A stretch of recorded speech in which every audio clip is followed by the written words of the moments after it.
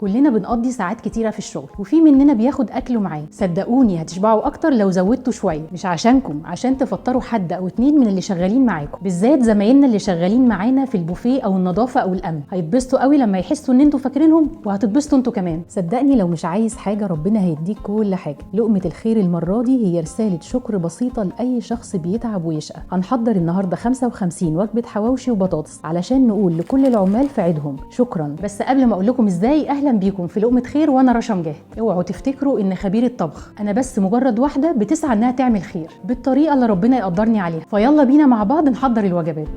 السر كله في تتبيله اللحمه، هقول لكم عليها في حلقه المقادير. اعملوا فولو علشان تشوفوها. هنتبل اللحمه وبعدين احطها في عيش بلدي وادهنها زيت وليا ضاني وادخلها الفرن، وعشان الانجاز هعمل شويه كمان في طاسه على النار، وهحمر شويه بطاطس عشان تفتح النفس مع المخلل. وبعد ما كل حاجه خلصت يلا بينا نشوف هنوزعها فين.